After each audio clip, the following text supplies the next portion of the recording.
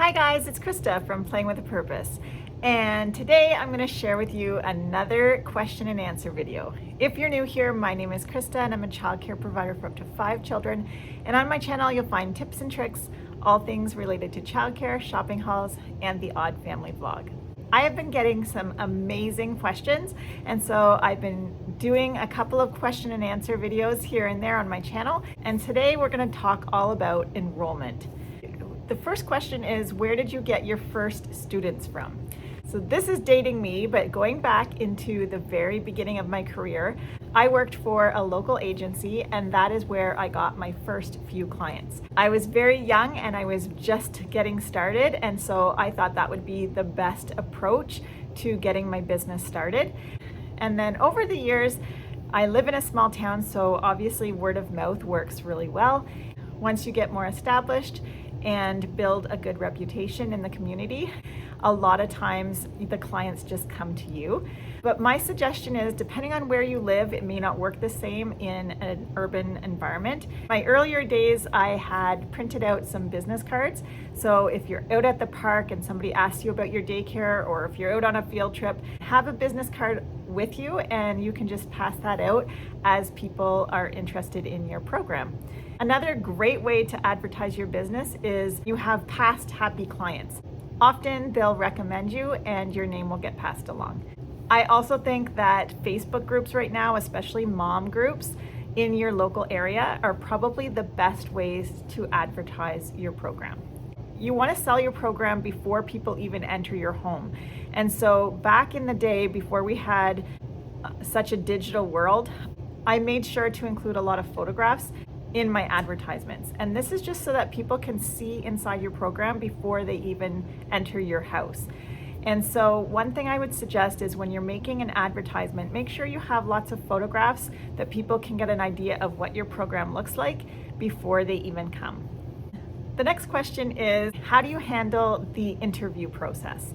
So of course families are interviewing us, but you have to remember that we're also interviewing the families. I would never suggest entering into a relationship with a family if you don't feel good about it. And so this is an opportunity for both sides to see if it's going to be a good fit. Prior to COVID, I would invite them into my home. I would show them around my daycare program. So I would walk through the entire space. So I would show them where their child will sleep. I will show them the bathroom. I'd show them the whole play area. I show them inside my cupboards. And then once we've had an opportunity to walk around, I invite them back to my table and we sit down and we chat for a few minutes. And the first thing I do is I show them my credentials. So for myself, I'm an RECE, so I show them my diploma, I show them my police record check, I show them my first aid and CPR, and then I get into a list of questions. So I just tell the parents that I have a list of questions that I'd like to go through together so that we can answer each other's questions. And at the end, if they have any further questions, feel free to ask me at the end. So then I just run through all of the questions. First, I introduce myself, I tell them who I am and a little bit about myself, and then I move into different questions. This might be anything from my hours of operation, what kind of meals and snacks I serve, what kind of activities we do, what a typical day looks like. I ask them a little bit about their child, what they like to eat, how they sleep. I ask them if my hours of operation will work for them. I ask them if they have backup care. I want to make sure that at the end of the day, it's not going to be a stressful situation. So for me, that means making sure that it's a good fit on both sides.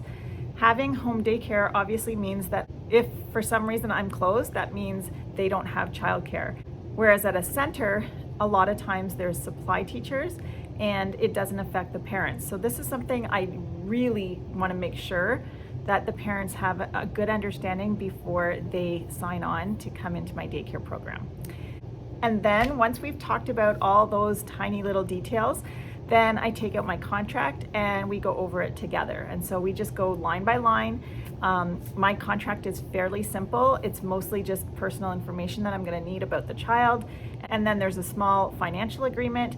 And then there's a couple of sections that I have to include that the government asked me to write about, being an unlicensed program. And I have a couple permission signatures for field trips or sleeping arrangements. I also have a couple of supplies that I use if I ever have an appointment for like an hour in the day. I do have a couple of supplies that I use. So I have permission signatures in my contract for that. And so these are all just things that we chat about during this interview process. And then at the end, I just ask them if they have any questions for me. That's pretty much how I handle my interviews. If there are things that are really important to you, I suggest bringing them to attention in the interview process, because if it's not going to be a good fit in 3 weeks from now or 2 months from now, then it's better to just not enter into that relationship in the first place, because it's easier on the child to not have to transition. So try to get as much information out as possible during that interview process. Also, use that opportunity to get to know each other a little bit, to just learn a little bit about their family. So the next question is, do you have a parent handbook? So I don't have a parent handbook. I have a very, very simple contract, and I really like to have good communication with parents. One of the things that I am very, very clear about in an interview is that I can be a very sensitive person, and so it's really important to me to have a relationship with a parent that trusts me and they are able to hand over their child in the morning with confidence that they know they made a good decision. Sometimes you have parents that, and this is not a bad thing, some parents are just more particular and they tend to micromanage a little bit and they ask tons and tons of questions every day.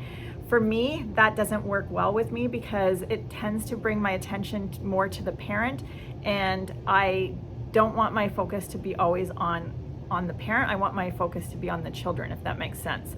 I'm very open about that in an interview process, because sometimes that's just not a good fit. And so I just want to make sure that I'm choosing a family that's going to work well in my program.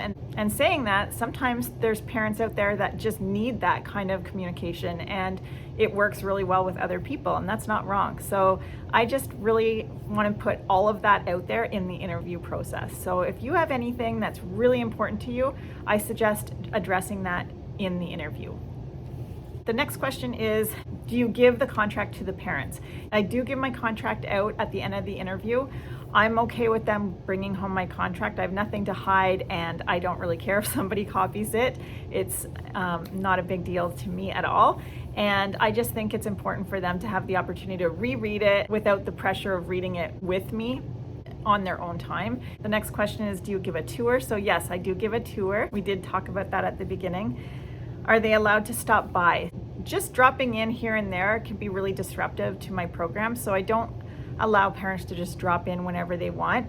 But having said that, I do have different opportunities throughout the year that the parents are welcome to come, and I think it's really important to develop family relationships. This is a family daycare. I want it to feel like that, and I want it to become a family. So I have different opportunities throughout the year, usually at least 4. I have a maple syrup boiling party where I invite all my parents to come out on a Saturday morning with their families while we boil maple syrup here on our little farm. We have hot chocolate and cookies and learn about how maple syrup is made.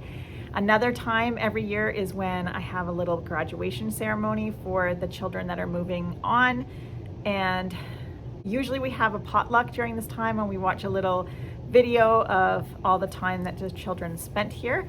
And then I usually do something for Mother's Day and for Father's Day. And so we have a lot of different times that we can hang out together and get to know each other.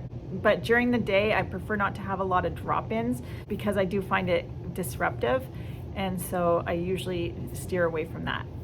Another time that I love to have parents in is when we're talking about community helpers. So one time I had a dental hygienist. So she kindly came in and she talked to the children during circle about what she does and how she cleans people's teeth. And so that's super fun, and it's just a nice way to involve the parents and families in your program. Another parent at the time was on paternity leave, and so he came in and he talked about his baby. He explained to the children how he takes care of the baby, and so that was really fun. So there's lots of different ways that you can include them, but probably best if you have it pre-planned.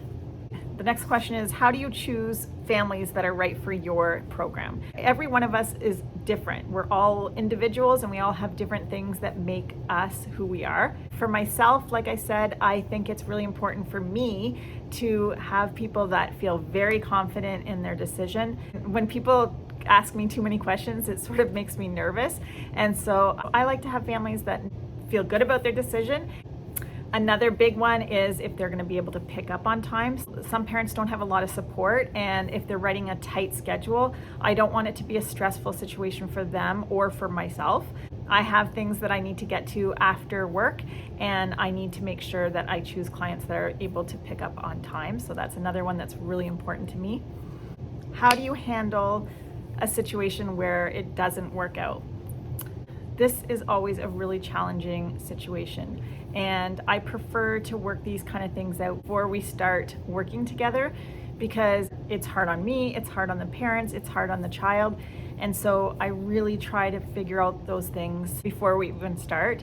But it does happen, and if I feel like I just don't think it's going to be a good fit, then I have a conversation with the parents and I try to end things the most respectful way possible. I do find it really hard. It can feel yucky, and it sometimes feels almost like a separation, especially if you have a lot of care and concern for the family. Depending on what the reason is, I would always try to give lots of notice to the family so that they're not scrambling. But it really depends on what the reason is. If there's some sort of abusive situation, or people aren't paying on time, or those sort of situations, then yeah, that would be a different scenario. But if things are just not working well, then I would just try to give as much notice as you can and try to make the best out of a bad situation by giving each other as much respect as possible. Do you accept children who would be considered special needs? Yes, I've actually had several children over the years. I've had one child with cerebral palsy, and I've had several children on the autism spectrum. I love to offer an inclusive environment, and so I think it's really important. If you feel like you can handle that kind of challenge, I think it's a really great way to be able to teach diversity within your classroom. On the other hand, if this is something that you don't think you would be able to handle well, I think it's really good to know your own boundaries and to not take on something that's going to be stressful for you or for the child. And so I think it's really important that you kind of know those boundaries and kind of make sure that you stay within those and know what you are able to do and what you're not able to do. And if you don't know, you can simply ask the parents if they can tell you a little bit more about their child to get a better understanding of what kind of needs they have and see if it's something that you would be able to fit into your program. If you are interested in taking care of children down the road with different challenges, perhaps you could take different courses. There's lots of online courses now that you can take to expand your knowledge in those areas. So I've taken some classes on anaphylaxis, so that way you're trained in case something happens in the event of severe allergy. And if this is something that you're interested in, I think it would be wonderful to expand your knowledge in that area by taking some courses. So if you ever have any questions that you'd like me to answer on here, just pop them down in the comments and I'll write them down. I'm Krista with Playing with a Purpose. I'll see you next time.